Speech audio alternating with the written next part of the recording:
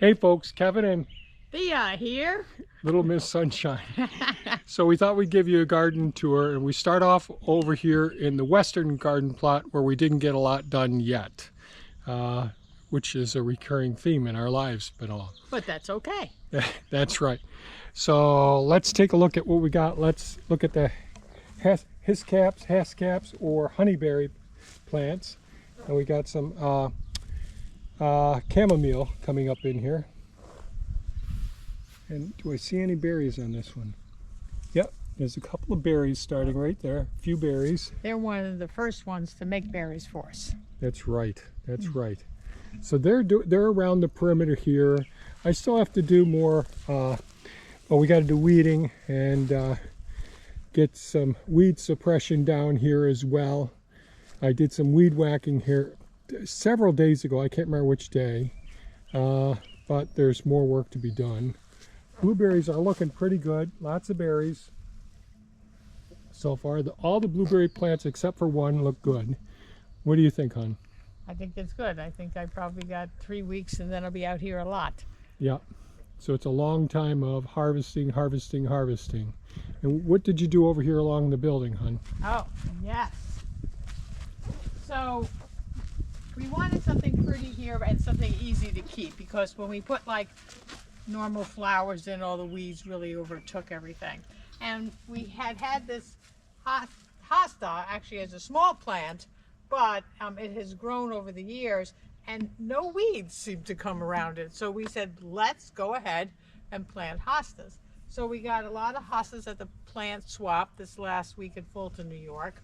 And Kevin can show you where some of them are popping through, but there's one under that and under there.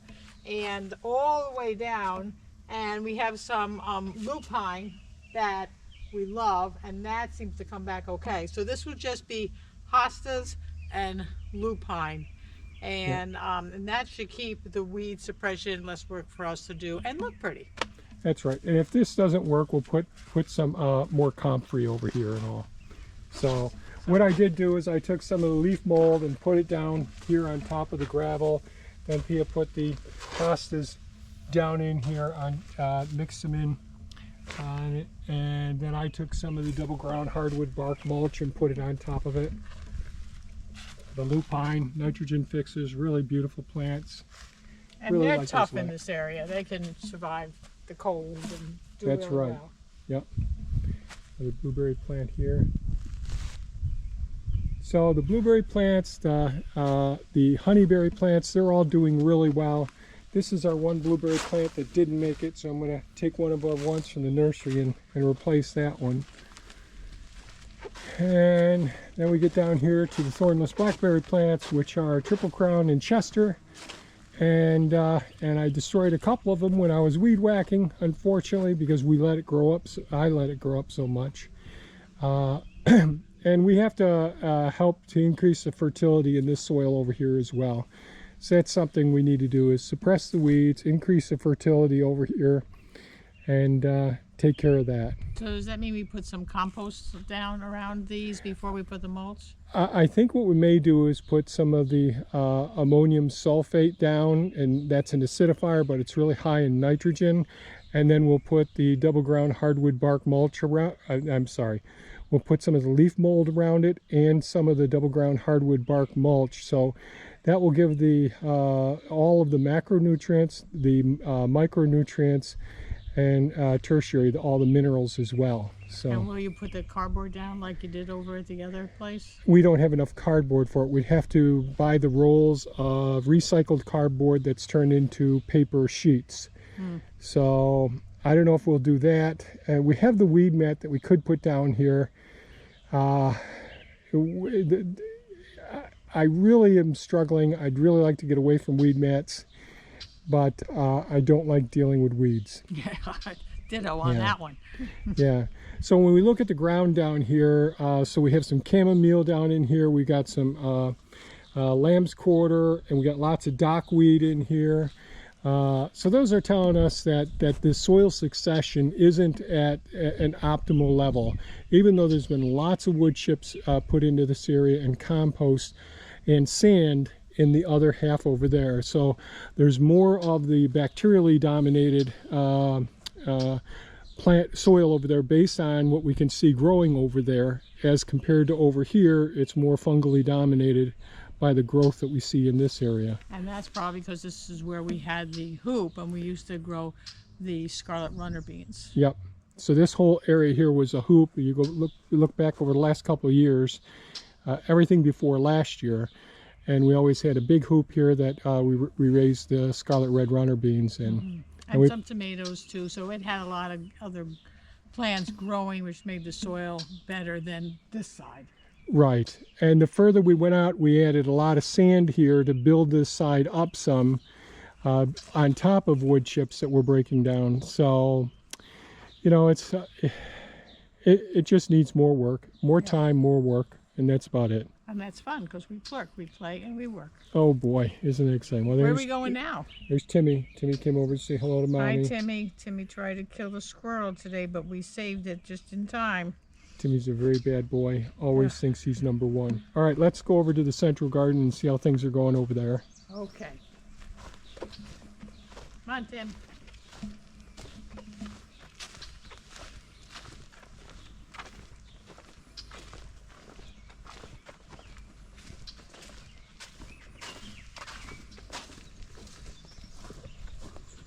I'll close the gate.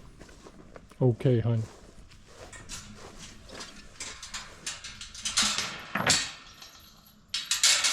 Coming, Timmy. This way. He's coming.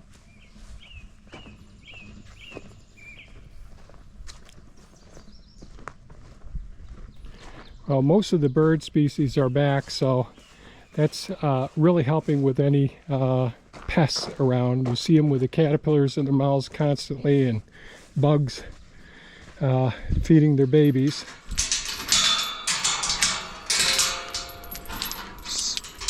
So recently we had lots of quackgrass, like similar to Bermuda grass. It was growing up in here, working its way up under the weed mats. And I used to use lots of wood chips for the pathways in this particular garden. And as a result, I left a big berm here of the wood chips that have slowly broken down.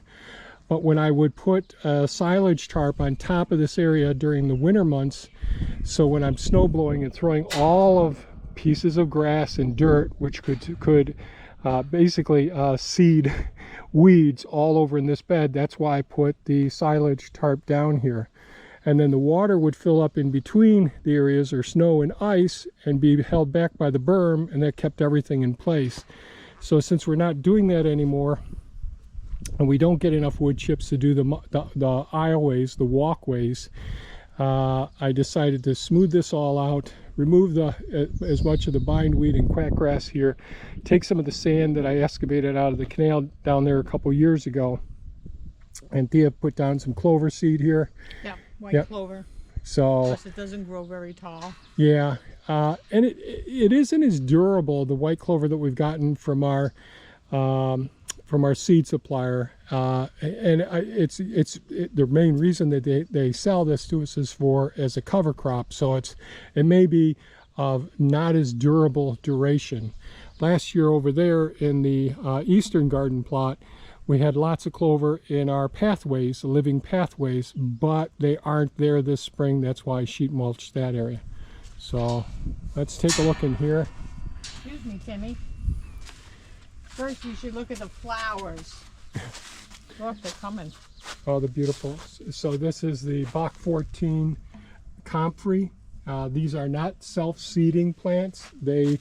And you can see, so they'll have 3 growths throughout the season. So they'll be this high 3 times, and in the fall, the last ones will fall over.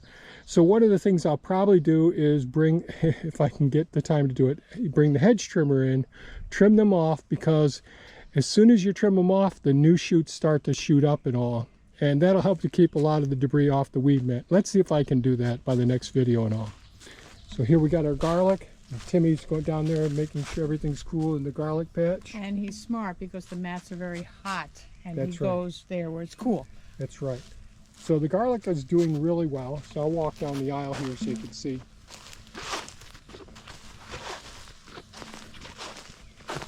Pretty happy. looking good so far. This is the double ground hardwood bark mulch that's mulched around them. That was the end of what we had last fall when we planted the garlic. So we plant the garlic between Halloween and Thanksgiving, and that's when we plant the shallots as well. And so we still had a few extra garlic to put in this side to start here, and the shallots. They're doing really well, I think. Pretty excited. Hopefully we got some good sized ones. These were tiny shallots when we put these in this year. The garlic was great, but the shallots were really super tiny from last year, the bed that we had them in. And I'm not entirely certain why that was, but they were small. They were numerous but small, and we like them in lots of our foods. Absolutely. And recently we had transplanted, brought in some of our 1-year-old Norway spruce trees. Thea pruned the bottoms of them, the first pruning, and they're all doing really well. There's a few Colorado blue spruce at the other end down there. Then what did you do in this row, hon? So this, I put little sticks where there is corn in there, and because Kevin wanted some fresh corn this year, so we said, okay, why not? And then we also have Curly kale. Curly kale, yep. And then tomato plants.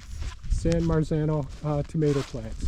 And they're dug down real deep. I've made videos before on how we transplant these tomatoes. And these have been here just 2 days now. Yeah, 2 days. So they're doing okay. And we started them in the house. Yes. And all from seed. Yep.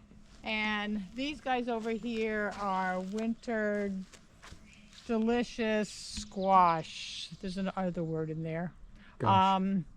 And we started these in the house too, but it was tough on them bringing them out here, and they had longer vines, but Kevin recommended that we cut it off because it was getting stressed with the heat and just start shorter. So the winds were... Yeah. So when you're transplanting plants and putting them into your garden, you know, like with the tomatoes, we want to dig them as deep as we can, or even put them sideways if you can't go down deep to bring it up, so you don't have too much extra transpiration resources being depleted in them. So transpiration is the evaporative process that happens through the small little pores on the surface of the leaves, and that's part of the whole photosynthesis and making simple sugar. So water's coming up from the roots, going to the surface of the leaves, and the leaves are doing the photosynthesis, and as a result, some of that moisture gets released up into the atmosphere. So it's really important when you're doing a transplant, while the roots get shocked somewhat and they can't necessarily absorb as much water as the transpiration. And two things that work against you is high winds and high heat. So the high winds, it can rapidly increase the rate of transpiration or desiccation of the leaves, and certainly the weed mat. So Thea put down cardboard, so that when the plant grew some, it can at least not be directly on the black mat. When we put a lot of seeds in between of the squash that will come up in here, there's like 3 more in between each of these cardboard plants. And what happened last year was, as the plants grew, they made their own shade, and they were fine on the mats. I mean, they overgrow, and they went out to the road.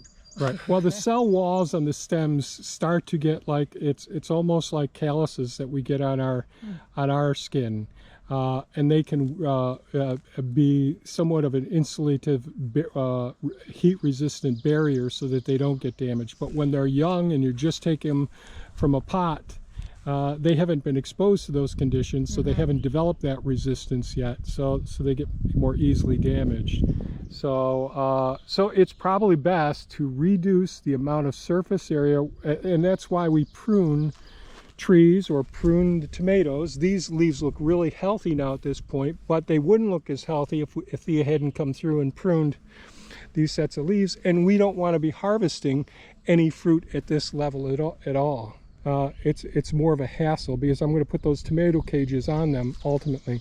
Yeah. And I'm embarrassed that, I apologize, the seeds that we got for this year's squash we got from one of our regular viewers, and I am embarrassed. Oh, yes. I'm embarrassed. I don't remember his name right now, but we do greatly appreciate it. So I'll Up put that. north in New York State, way up, even colder than us. That's right. So we figure if they live there, Yep. they're going to survive here. And we also I shared them apologize. with another friend of ours, Susan, who is involved a lot in the planting and up north and more like Pulaski and all. And she shared the seeds with a couple of people up there so we could all try them. So thank you very much. Yes, and she also is one of the ones who, I mean, we met her through our nursery here, buying plants from us. But she's also been helpful when we have an abundance of food, delivering it up north to the different food banks and all. So Yep. that's really worked out well. Yep. So nothing goes to waste. Okay.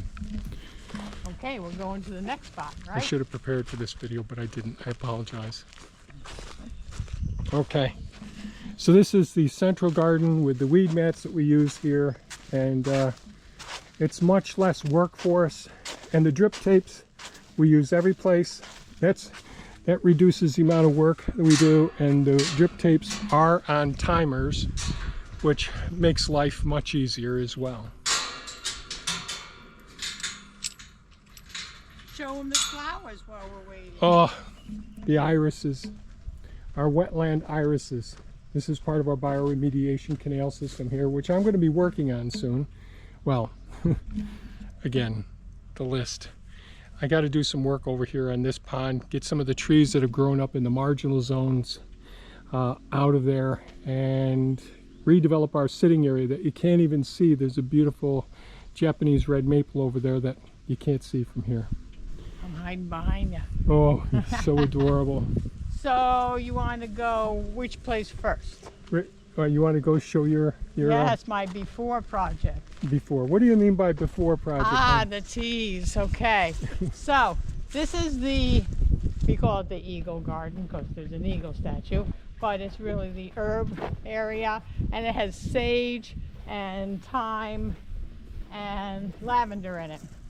And my project this afternoon is to go through and take out any of the dead old plants, prune down any dead stems, and then I'm going to take the weed mats out, and we'll lift there's hoses underneath here. Look at all those honeybees in there. Yep, they just love it. And then after we take those out, Kevin's going to put mulch on top, and then we'll lay the drip tapes on the top of the mulch. It's actually soaker hose in here is what we've been using, but is we that can, what we have? yeah. And but you know, as the plants get older, they have, you know, the dead parts and all. So I just want to clean it all up and get it ready. They Okay. really like the purple flowers too, don't they? The bees. Oh yes, They're the sage always, flowers. yeah, they're always in here. And of course there's Timmy again. I'm just hoping that the bees nest in this hole right here. Well, they aren't there anymore in that spot. Oh, good. Then I will get stung again. They're just, the bees are just setting up their new nest spots now. Our ground, they're actually a wasp, yellow jackets that burrow in the ground, the bane of many people's existence. So what happened here, hon? Oh, big doing. So we ended up, Kevin and I both planted the Scarlet Runner beans. Red runner beans, yep. Yep. And then Kevin got to put mulch on one side. Yeah, I still haven't done this side over here yet. We had to wait for the other load to come, so Yep. to So get this- that done. So this is sheet mulch down here. So cardboard, we lay cardboard down on top.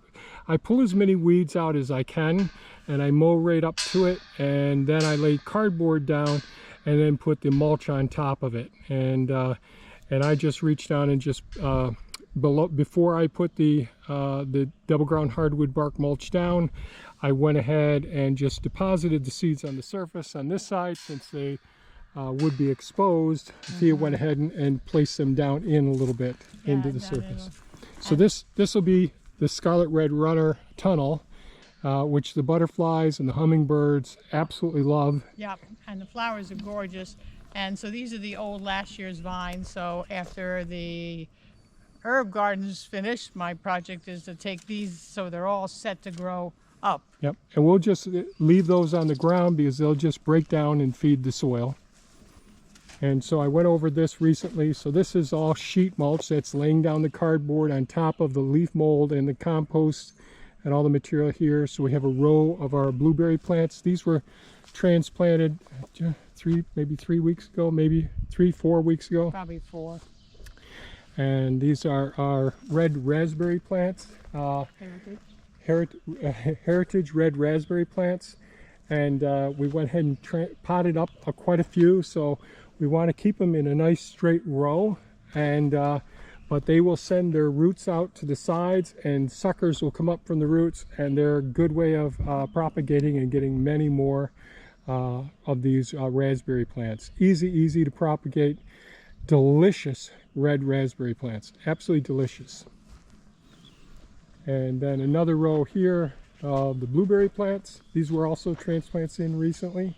And they're Duke. They're Duke, yep. And these are honeyberries that we're stool mounding or hilling up.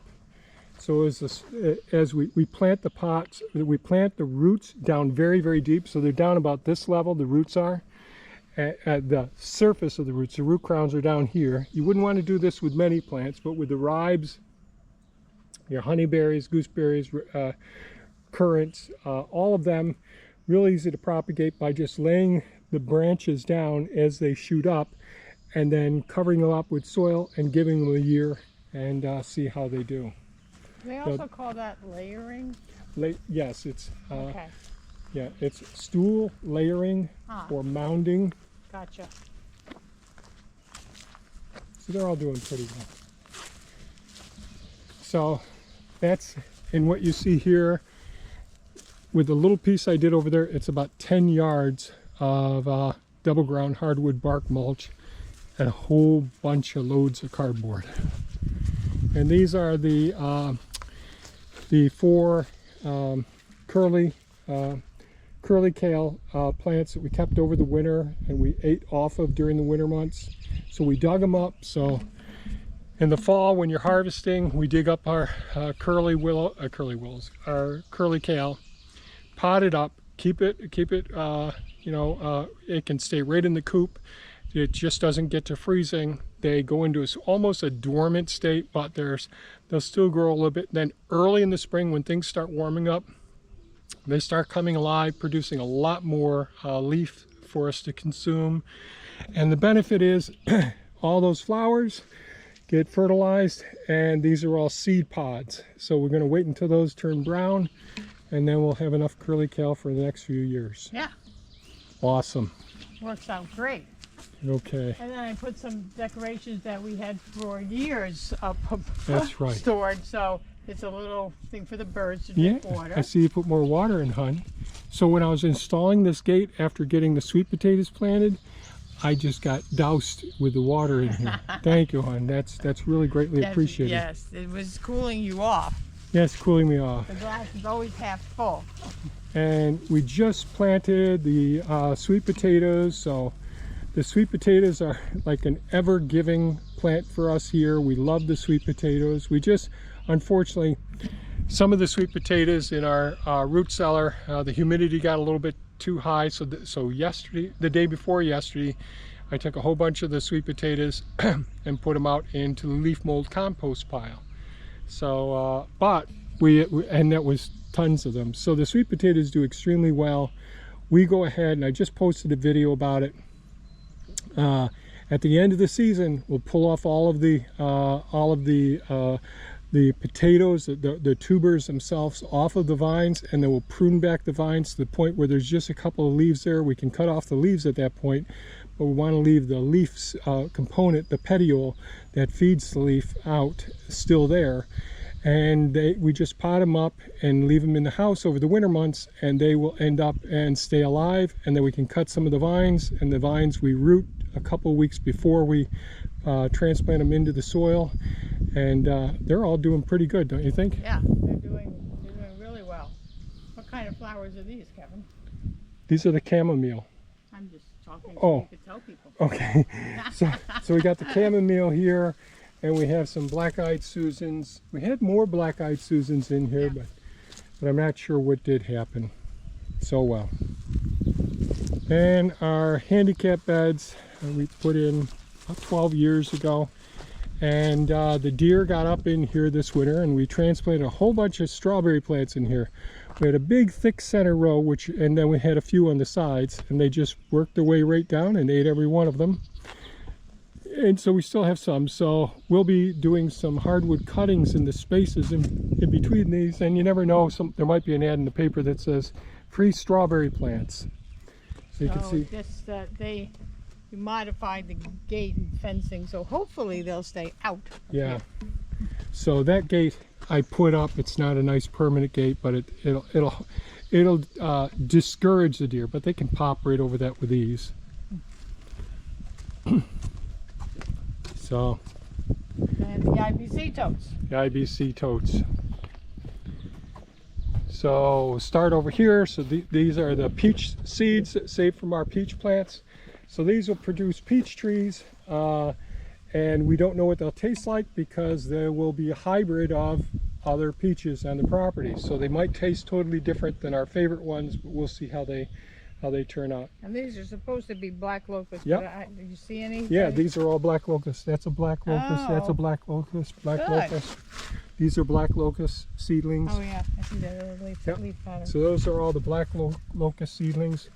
Now, black locusts are one of those seeds like red bud and many other seeds. Not only do they need stratification, which is a cold period for them to be able to germinate, they also need scarification, which is they're made with such a heavy outer seal on them. They're like their little shell that houses the seed actually inside of them. Even though they're tiny, there's this outer protective part, and either abrade them or you boil them, and we just let them stay a full winter. Now these ones were put in here last winter, but even though these ones will start up next winter, there'll be a whole flush of them.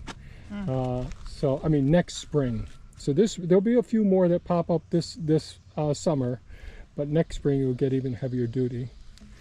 Over here are some of the Hescaps, Hiscaps, honeyberry plants. I've got some weeds in here because I haven't brought in the double ground hardwood bark mulch. And again, we can put the soil all the way right up to the top here. And all these extra branches, not the big heavy thick ones like this, and I have to prune some in here, but if we hold it to the side, just like this one here was under, this will all develop roots, and each one will be a nice separate individual plant. A good way of propagating honeyberry, Hescaps, Hiscaps. And these are supposed to be peaches 2024, so I must have just put them in. Okay, so it might be next year before we get them. So we had the soil that we create from the leaf mold and the compost that put in here first, and then we put the seed down and then cover it with the double ground hardwood bark mulch. Now if we don't get it covered with double ground hardwood bark mulch, this is what will happen. This is good soil still here, but what happens is the weed seeds are not terminated as a result of good composting, thermophilic composting. So that's okay. We can lay some paper down on top of here, put the double ground hardwood bark mulch on top of it, or I'll probably put a little bit more of the compost material on top of these two beds. Nothing is planted in these two currently. Yeah. Just weeds. This is supposed to be apples. Does those look like apples? Yep, those are apples. I think this is an oak. That's an oak. That's a white oak, and these are apple trees right here. Okay. And again, they're going to be a hybrid. They're going to be a mixture of, it's not going to be the cultivar of the tree, of the apple that we eat. It's cross-pollinated with someone else because of all of our wonderful insects. And this is apple too. Yep. A couple more apples over here. And I don't know what this is. Let's see. These what the are label our Asian pears. says. Asian pears. So we got a couple Asian pears starting here. And we'll see how they do. And what do you got here, hon? Hazelnuts. Lots of hazelnuts. So we're going to have some hazelnuts to sell in the future, by golly. So that'd This be great. fall or next year. That'd be great. Yep. See, our hazelnuts are actually do so well here. They do amazingly well. We're going up front? Let's go up front. Okay. You can show them your little masterpiece up there, hon. That's the snapping turtle we decorated this morning. That's right. I I caught them on camera, on our surveillance cameras. And so this time of year, all the turtles, the painted turtles and snapping turtles are coming up out of the water. The females who have been fertilized potentially years ago by the males are going to deposit their fertile eggs, and they like to deposit them on hilly or on banks. So they will get stuck in all sorts of places, but they will climb in order to accomplish their mission of depositing their eggs. Oh, we'll look here at this. We're not going out into the food forest, but we'll see the little peaches starting here on this peach tree. Oh yeah. So it's got from all the moisture we've had lately, we got a little curly leaf here going on. Leaf curl. But we had some wind damage as well. And this one needs to be pruned just like the rest of the trees I've got to do around here. It's been a pretty wet spring this spring. However, we're going to need plenty of water throughout the summer for the rest of the property and all, especially for the cover crop seeds that we got in the third food forest. And this is where Mrs. Turtle was this Yep. morning. And she had a little hard time, we saw on the camera, kind of climbing up over here, but she did it. And her eggs were right here, and then she walked around, and I don't know why she did that, but she did, and she finally came out, and then we saw her work her way down this path. Yeah, and work over there, around, and then head back. But she had visitors. She had a raccoon that came and visited her while she was there. Yes, and all our cats we saw were sitting right here watching her the whole time. So that was pretty cool. Yeah, pretty interesting. So this is coming really nicely. So my brother Jim, big shout out to my brother Jim. All the irises. Yeah, he brought us all the irises, beautiful irises here. So I put some decorations kind of in the middle Some of all these. there. And some copper sculptures. with the hummingbird Uh, that were in the storage. butterfly bird bath. Oh boy, More oh boy. water. And So we got the thyme here, we got oregano there, more thyme down at the end. Yep. And you see the bees are all over all the flowers here. They're wonderful. Bees and flies, all those wonderful insects helping us out. We got the fiddlehead ferns are doing well. Japanese maples, if we keep the turtles out of the mounds, they'll do fine. Hostas, these we planted here maybe about this time last year, I think it was. So they're really doing well. And just it's all little hidden like butterflies and stuff Oh, like that. Thea's little garden. And the mushrooms with the butterflies. Oh my goodness. And we actually grow real mushrooms in this. Yeah. And all around those things sticking up, they are crocuses, and the hyacinths have already flowered. Tulips, We got daffodils and tulips Kevin around. dug up some daffodils because he's a little frustrated about the deer jumping up in here Yeah. and eating the tulips and all. So we'll see. You know, the deer don't like the daffodils, Right. and they don't like the hyacinths. That's a hyacinth that's done right there. Yeah. So worst case scenario, we'll end up with those two kind of poles and all. And I think that all the Japanese maples seem to survive the winter, because this was their first winter, right? Yeah. All of them, and there's different types here, and each type actually lived So this fall I'm going to save seeds from them and see if we can propagate the different Japanese maples, because I'd really like to do some of the landscaping on the other side of the sediment collecting canal there, and make it just kind of pretty up in that area. And that's sedum. I thought that plant had, by the mushroom, Yep. had died totally, but some of it, it's about half the size it was, but some of Yep. it's came back. So, and this is another type, and this one really did well over the winter. And a little more decorations hidden, like, Oh yeah, like a little fairyland of happiness. that's right, the inner fairies. Yes. Oh my God. I do the lions, she does the fairies. Right. All right, folks, so that's our garden update, taking a walk through. Things are looking somewhat beautiful at this point. We're still always behind with the work that we've got to do, but that's life. That's what it's all One step about. at a time. Right. So we really appreciate you folks watching and commenting. We always enjoy hearing from you, and I guess that's it for today's video. Yeah. What do you say, hon? And you guys have a wonderful day, and subscribe and give us a thumbs up if you choose, and enjoy the springtime if you are on this side of the planet. That's right. Stay safe and take care, folks. Bye-bye now. Bye.